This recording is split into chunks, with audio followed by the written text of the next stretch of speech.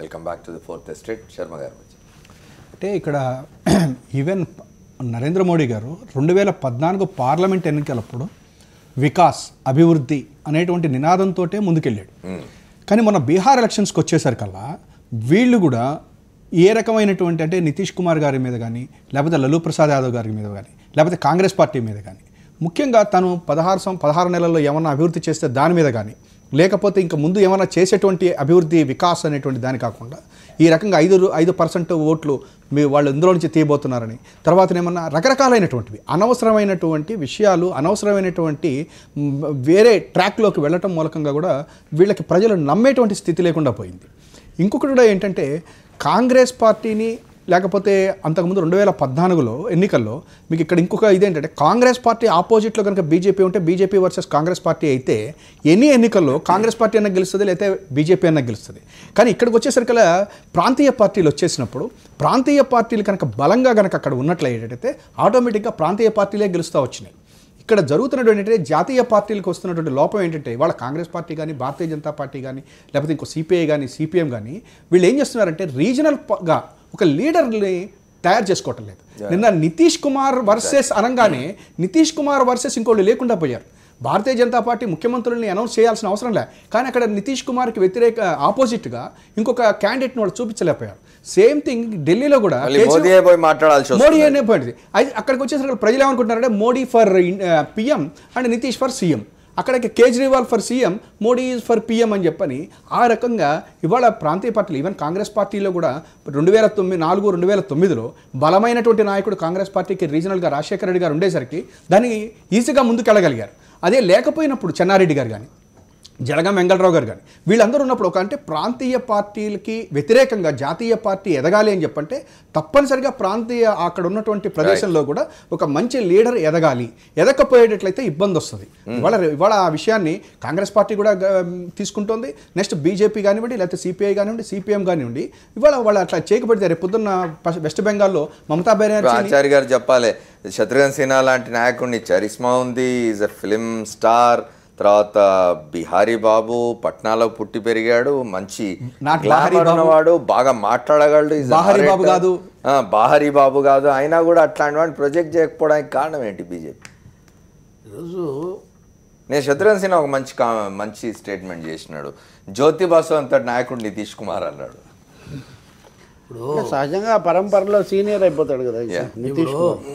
ఈ ఎలక్షన్సే కాదు ఆయన పార్లమెంట్ ఎలక్షన్స్ కానీ అంతకుముందు ఎలక్షన్స్ కూడా అసహనంగా తనకు ఆశించింది రాలేదనేటువంటి నెపంతో ప్రదర్శిస్తున్నారు. విజయవర్గీయ కుక్క అది ఇది అని మాట్లాడతాం.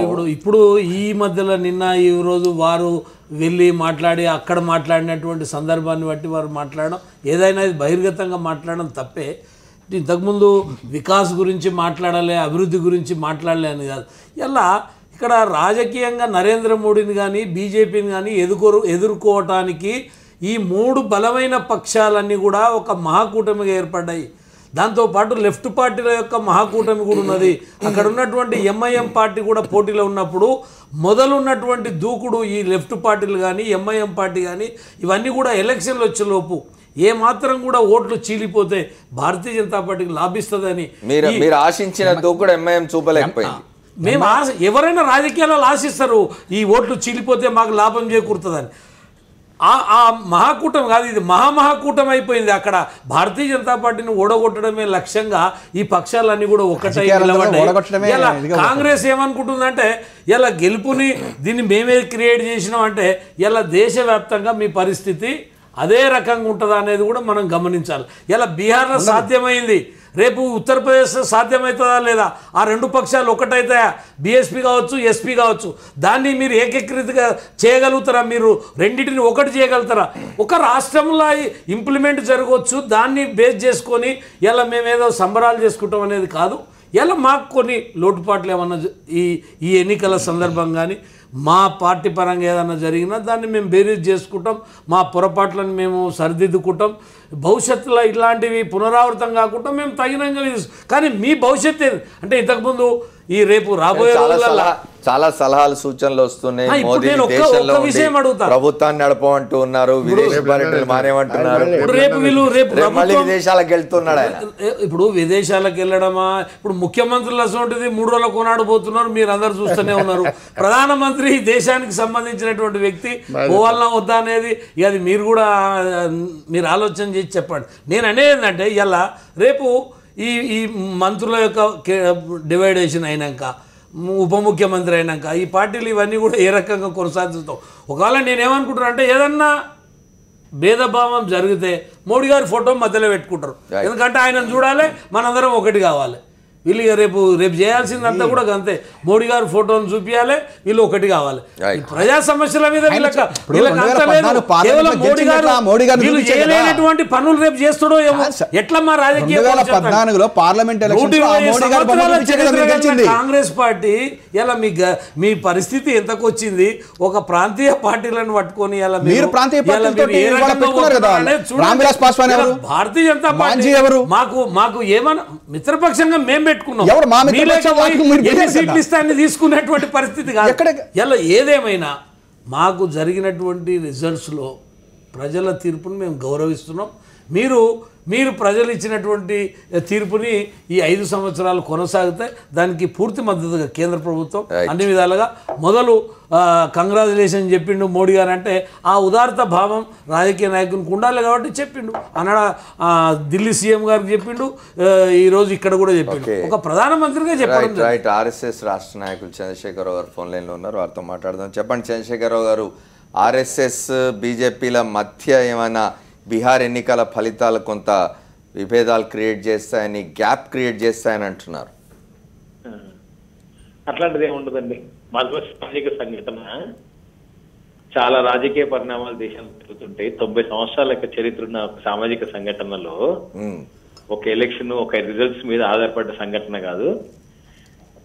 కాబట్టి ఈ రిజల్ట్స్ అనేది చాలా నార్మల్ గా ప్రజలు ఇచ్చిన మ్యాండేట్, అది దాన్ని ప్రజలు ఇచ్చిన మ్యాండేట్ అందరం గౌరవిస్తాం అంతే. కానీ మోహన్ భాగవత్ స్టేట్మెంట్ కారణంగానే కొంత నష్టం జరిగింది బీజేపీకి బీహార్ లో అంటున్నారు. అది విశ్లేషకుల యొక్క పర్సనల్ అభిప్రాయం ఉంటుందండి. ఒక విశ్లేషకుడు ఎవరో రాసినంత మాత్రాన, పత్రికలు అన్నంత మాత్రం ప్రతిదీ సత్యం కాదు. మా ఆర్గనైజేషన్ ఒక విశ్లేషణ మాకు ఉంటుంది. ఒక స్టేట్మెంట్స్ మీద ఈ దేశ ప్రజాస్వామ్యం నడవదు, చాలా ఫ్యాక్టర్స్ పనిచేస్తుంటాయి. కాబట్టి అది వాళ్ళ అభిప్రాయం కావచ్చు కానీ అది సత్యం కాదు. ఓకే, మేము అట్లా భావించటం లేదు. అంటే ఆర్ఎస్ఎస్ అధినేత ప్రకటనకు అంత పెద్ద ప్రభావం ఉన్నదని ఆర్ఎస్ఎస్ వాళ్ళే భావించటం చాలా ఆశ్చర్యకరమైనటువంటి అంశం అన్నమాట. కేవలం ఒక పార్టీ. ఏమంటారు చంద్రశేఖరరావు గారు, ఆర్ఎస్ఎస్ ముఖ్యుడు చేసిన ప్రకటన ప్రభావం దేశంలో ఉండదంటారా? అధినేత ప్రభావం ఉన్నదని మీరే చెప్తున్నారంటే అది ఒక అమర్ గారు చెప్పండి, మాటను మీకు క్లారిఫై చేస్తాను. చెప్పండి. ఏ ప్రకటన దేని గురించి సూచించబడుతుంది అనే విషయం మాకు అవగాహన ఉంటుంది. ఎన్నికల ప్రకటన మేమేం చేయలేదు, దాని ప్రభావాన్ని మీరు అంచనా వేయటానికని. ఎన్నికల కొరకే మేము ప్రకటించిన రోజు మీరు దాని ప్రభావాన్ని అంచనా వేయండి. ఎన్నికల సమయంలో చేశారు, కానీ ఎన్నికల సమయంలో, ఎన్నికల తరుణంలో వచ్చిన స్టేట్మెంట్ అది. సంబంధం లేకుండా అభిప్రాయాల్ని, నార్మల్ గా వ్యక్తం చేసిన అభిప్రాయాల్ని సమగ్రంగా ఎవరు చదవలేదు, దాన్ని ఇంకో తీరుగా దాన్ని ముందు పెట్టే ప్రయత్నం చేశారు. దాని ప్రభావం గురించి కూడా అట్లాగే మాట్లాడుతున్నారు. కాబట్టి ఎన్నికలు, బీహార్ ఎన్నికల సందర్భంగా వచ్చిన ప్రకటనలు ఏవి లేవు మా దాంట్లో. మోహన్ భాగవత్ గారు కూడా దాని గురించి ఏం మాట్లాడలేదు. కానీ బీహార్ ఎన్నికల ప్రభావంతో దీన్ని పోల్చిపోతుందో అది అసమంజసం అని నేను భావిస్తాను. పోనీ బీజేపీ నాయకులు చేసిన ప్రకటనలు, ప్రధానంగా మీ ప్రధానమంత్రి నరేంద్ర మోదీ చేసిన ప్రకటనలు, అమిత్ షా చేసిన ప్రకటనలు, వాటిని ఎట్లా చూస్తుంది ఆర్ఎస్ఎస్? ఆర్ఎస్ఎస్ కి సంబంధం ఉంటుందండి. ఆ ప్రకటన ప్రజలు ఎంత ఘోరంగా మాట్లాడతారండి. మేము ఆర్ఎస్ఎస్ ఆత్మ అంటారు, అనుక్షణం మేము వాళ్ళ నుంచి ఉత్తేజం పొందుతామంటారు, మా నరనరాన ఆర్ఎస్ఎస్ రక్తం ప్రవహిస్తుంది అంటారు. కానీ మోహన్ భాగవత్ ప్రకటనతో మాకు సంబంధం లేదు, బీజేపీ నాయకుల పట్ల ఏంటి మీ ఆత్మ పరమాత్మ సంబంధం ఏంటి? అది దానికి ఉన్న నిర్వచనం ఒకసారి చెప్పండి. దేని నిర్వచనం అండి? దేనికి సంబంధించిన నిర్వచనం కావాలి? అదే మీరు చెప్తున్నారు కదా, ఒకవైపునేమో మా పూర్తి ఉత్తేజము, పూర్తి స్ఫూర్తి దాని నుంచే పొందుతూ ఉంటారు, తేడా వచ్చేసరికి మాకు సంబంధం లేదంటారు. ఏంటి ద్వైతీ భావం? అవునండి, వ్యక్తి సంబంధించిన స్ఫూర్తి, సమాజ సేవ చేసే స్ఫూర్తి ఎవరైనా పొందుతారు. సో అదొక్కటే అనమాట. అయితే సమీక్ష కోసం ఎందుకు కూర్చున్నారు? అయితే రాజకీయ సమీక్ష కోసం ఎందుకు కూర్చున్నారు? అయితే ఫలితాలు వెలువడిన అనంతరం మరి రాజకీయ సమీక్ష కోసం ఆర్ఎస్ఎస్ ఎందుకు కూర్చున్నది అని ద్వంద్వోత్సవం రాజకీయాలు అందరికీ ఉంటుంది, కానీ మరి చంద్రశేఖరరావు గారు చెప్పండి సార్. అదే ఇప్పుడు రాజకీయ సమీక్షలు ఎందుకు చేస్తుంది ఆర్ఎస్ఎస్ అంటున్నారు రవి గారు. ఎవరండి? రవి గారు అంటున్నారు మరి ఫలితాలు వెలువడిన తర్వాత రాజకీయ సమీక్ష ఎందుకు చేస్తుంది ఆర్ఎస్ఎస్ అంటున్నారు. ఎందుకు అమిత్ షా ఎందుకు వెళ్ళి రిపోర్ట్ చేస్తున్నారు ఆర్ఎస్ఎస్ అధినేతకు అని? ప్రజాస్వామ్యంలో ఉన్న ప్రతి కూడా సమీక్ష చేస్తాడు, దాంట్లో ఏ తప్పు ఉండదు. దేశవ్యాప్తమైన ఒక పెద్ద సంఘటన, దేశానికి సంబంధించిన అనేక విషయాల పైన సమీక్ష చేయడంలో బాధ్యతాయుతమైన సమీక్షలు అవన్నీ కూడా బాధ్యతారహితమైన సమస్యలుగా రాజకీయ సమస్యలు కావు. ఈ దేశంలో జీవిస్తున్నప్పుడు బాధ్యతను ఏ వ్యక్తి, పౌరుడైనా సంస్థలైనా సమీక్ష చేస్తాయి. రాజకీయాల కొరకే సమీక్ష చేయవు. సమీక్ష చేయకుంటే దేశాల బాధ్యత లేనట్టు లెక్క. బాధ్యతతో దేశంలో పనిచేస్తున్న సంస్థ సామాజిక సంఘటన. థ్యాంక్ యూ చంద్రశేఖరరావు గారు, మీరు ఫోన్ లైన్లో వచ్చి మాట్లాడినందుకు. మూర్తి గారు చెప్పండి. వారు అంటున్నారు ఒక బాధ్యత గల సంఘటనగా మేము సమీక్ష చేస్తాము, లేదు ప్రకటనలు చేస్తాం, వీటి ప్రభావం ఎన్నికల మీద ఉంటుంది అనేది కరెక్ట్ కాదంటారు. అంటే ఇప్పుడు మోహన్ భాగవత్ చేసిన ప్రకటన, నిజానికి మోహన్ భాగవత్ చేసిన స్టేట్మెంట్ బాగా చర్చలోకి వచ్చింది. ఎన్నికల్లో చర్చ పెట్టారు, అది ప్రత్యర్థి ఊరుకోరు కదా, చర్చ పెట్టారు. కానీ అది నోన్ స్టాండ్ అప్ ఆర్ఎస్ఎస్ గురించి తెలిసిన వాళ్ళందరికీ రిజర్వేషన్ గురించి వాళ్ళ అభిప్రాయం అంటే తెలుసు. బీహార్ ప్రత్యేకత ఏంటంటే ఇప్పుడు ఇది second set back for prime minister. అంటే ఒక గట్టి ముఖ్యమంత్రి ఉన్న చోట, గట్టి ప్రతిపక్షం ఉన్న చోట బీజేపీ గెలవలేదు, కాంగ్రెస్ ప్రతిపక్షంగా ఉన్న చోట గెలిచింది ఇంతవరకు జరిగిన ఎన్నికల్లో. ఇక్కడ బీహార్ మన అమెరికన్ పాలిటిక్స్లో బెల్వెదర్ స్టేట్స్ అంటారు. అంటే రేపు జరగబోయే ఇవాళ చెప్పే స్టేట్స్. కాలిఫోర్నియా ఇది బెల్వెదర్ స్టేట్. అంటే కాలిఫోర్నియా వాళ్ళు ఏం ఆలోచిస్తున్నారు, రేపు అమెరికా ఆలోచిస్తుంది. అంటే మనం బెంగాల్ వాళ్ళు ఏం ఆలోచిస్తున్నారు, రేపు ఇండియా ఆలోచిస్తుంది. కానీ ఇన్ పాలిటిక్స్ బీహార్ వాళ్ళు ఏం చేస్తుందో రేపు ఇండియా చేస్తుంది. అది 50 years పాలిటిక్స్ మనం చూస్తే 1967లో కాంగ్రెస్ని ఓడగొట్టింది అక్కడే. దాని తర్వాత అక్కడ బీజేపీ జయప్రకాష్ నారాయణ ఉద్యమం వచ్చింది అక్కడే. రథయాత్రను ఆప్ చేసింది బీహార్లోనే, లాలూ ప్రసాద్ యాదవ్ ఆప్ చేశాడు. మరి ఇప్పుడు మోదీ జగన్నాథ్ని ఆప్ చేసింది కూడా బీహార్లోనే. కాబట్టి Bihar is a different state. ఇప్పుడు ఢిల్లీ అంటే ఇది హాఫ్ స్టేట్. అది అక్కడ కేజ్రీవాల్ విజయం ఘన విజయం, అనుమానం లేదు దాంట్లో. But it's not a full state. Bihar is a full state, full fledged state, and ఇది ఇంపార్టెంట్ స్టేట్ విత్ 40 MPs. కాబట్టి ఈ ఒక 4th largest స్టేట్ అది. అది ఇక్కడ ఓటం అనేది it's a set back, certain set back for Modi. దాన్ని he has to take note. It's a wake up call అనుకోవాలి. He has to change his ways, the way he addresses opposition. చాలా అన్యాయంగా మాట్లాడాడు. లాలూ యాదవ్ గురించి, లాలూ యాదవ్ కుటుంబం గురించి బేకార్ అన్నాడు, సైతాన్ అన్నాడు. కుటుంబీకుల్ని మరీ అన్యాయంగా మాట్లాడాడు. అట్లా మాట్లాడాల్సిన అవసరం లేదు. చాలా చౌకబారుగా స్థాయి దిగి మాట్లాడారు. ఒక ప్రైమ్ మినిస్టర్ లెవెల్లో మాట్లాడలేదు ఆయన. అట్లా మాట్లాడకుండా గౌరవప్రదంగా ఉంటే బాగుండేది. దాని తర్వాత ఎన్నికలైన తర్వాత ఫోన్ చేసి అభినందించడం అది సంస్కారమే. కానీ ఆ సంస్కారం మన ఎన్నికల ప్రచారంలో కనపడలేదు. ఎందుకు కనపడలేదంటే పొలరైజ్ చేయడం అవసరం అనిపించింది వాళ్ళకి. మత ప్రాతిపదిక మీద పొలరైజ్ చేస్తే కానీ మనకు గెలిచే అవకాశం లేదు. వీళ్ళు యునైటెడ్ అయితే, ఇప్పుడు యాక్చువల్గా సోనియా గాంధీ యునైట్ చేసిన అంటున్నారు, కానీ సోనియా గాంధీ కంటే కూడా మోదీ యునైట్ చేశాడు వీళ్ళని. యునైటింగ్ ఫోర్స్ ఎవరంటే ఈ జేడీయూకి, ఆర్జేడీకి, కాంగ్రెస్కి మోదీ హిమ్సెల్ఫ్. మోదీ ఉండబట్టే ప్రత్యర్థిగా వీళ్ళంతా యునైట్ అయ్యారు ఇంత గట్టిగా.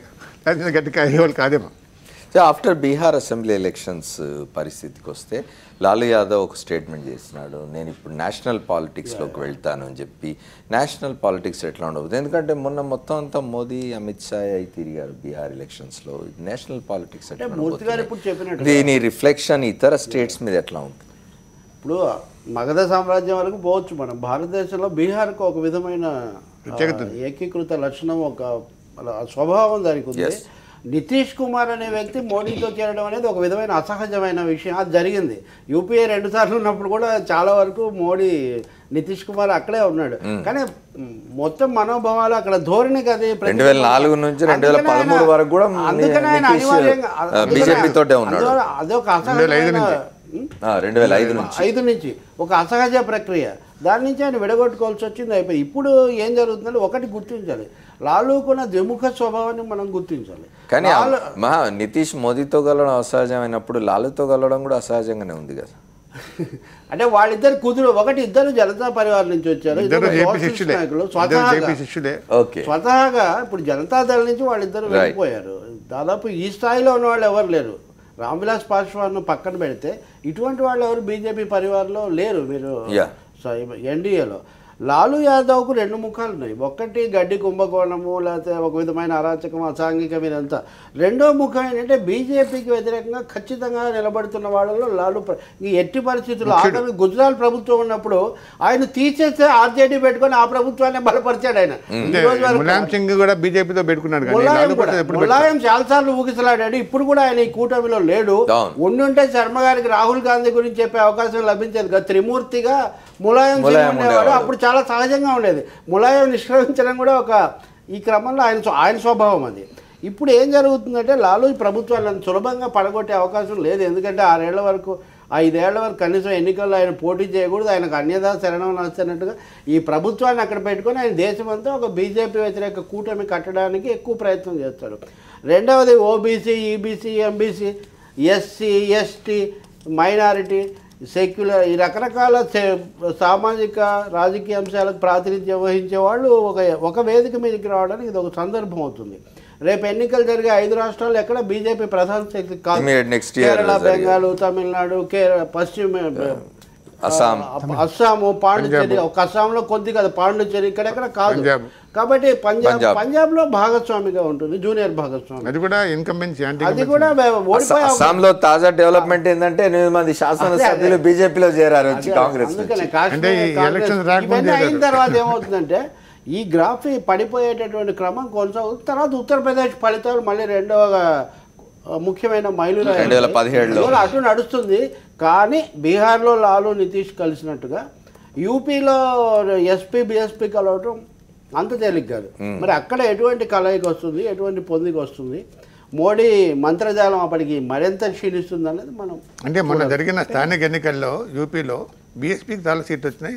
మోడీ దత్తత తీసుకున్న గ్రామంలో ఆయన ఇప్పుడు ప్రాతినిధ్యం వహిస్తున్న వారణాసిలో కూడా స్థానిక సంస్థల ఎన్నికల్లో భారతీయ జనతా పార్టీ ఓడిపోయింది. అక్కడ క్యాండిడేట్స్ రిజల్ట్స్ వస్తుంటాయి. ఇప్పుడు లాలూ మనం మరీ ఎక్కువగా అపహాస్యంగా, అసలు ఆయన మనిషే కాదు, ఆయన కేవలం చాలా అపహాస్యం చేసే ధోరణి కూడా దానికి కూడా కొంత వాస్తవికత, ఆయనకు ఓట్ల శాతం ఉంది.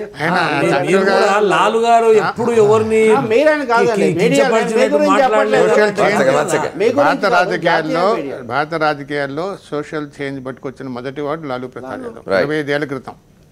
దాని రాజకీయ పరిభాషలో చెప్పాలంటే అమర్ గారు కమండల్ రెండు మాతోనే ఉన్నాయని సుశీల్ కుమార్ మోడీ ఒక ప్రకటన చేశారు.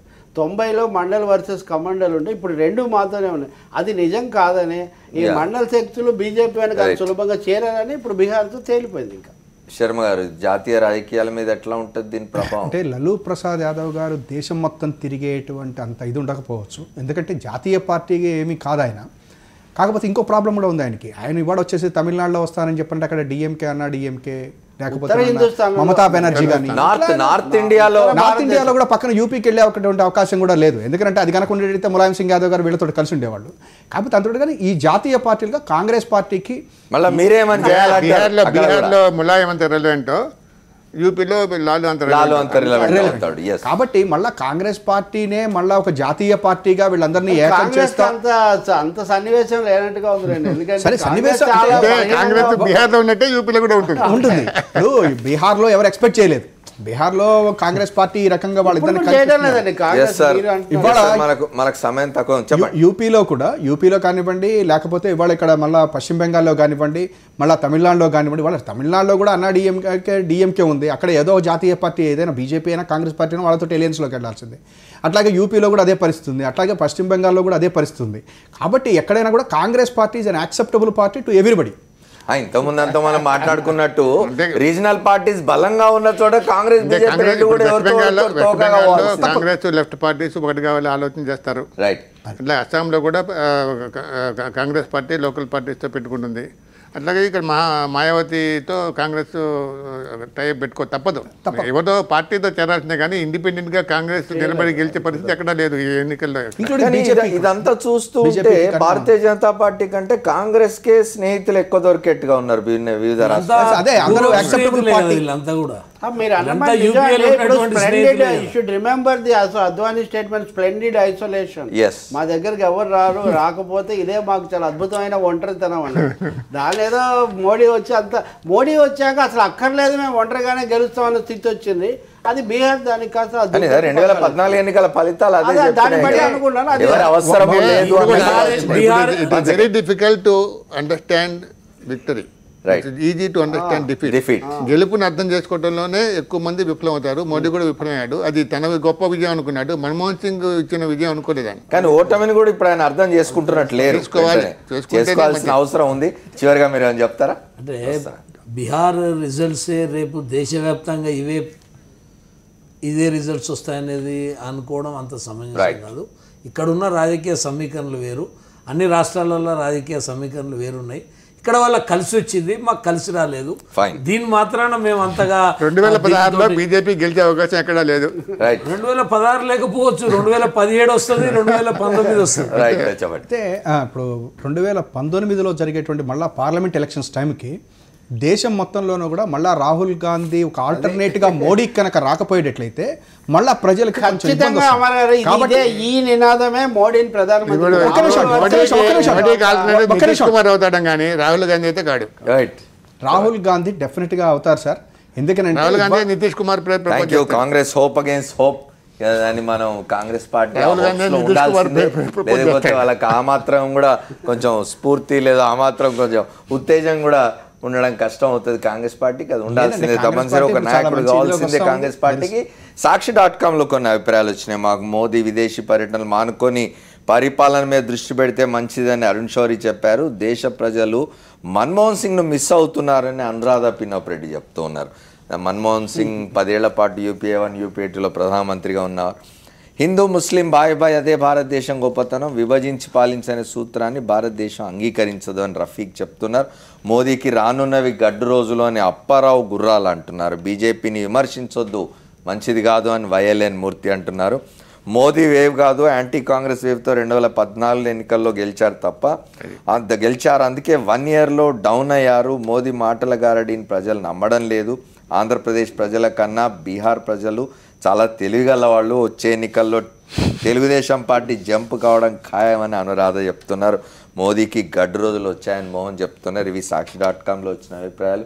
రామచంద్రమూర్తి గారికి, శర్మ గారికి, రవి గారికి కూడా కృతజ్ఞతలు. మనతో ఫోన్ లైన్ లో మాట్లాడిన చంద్రశేఖర్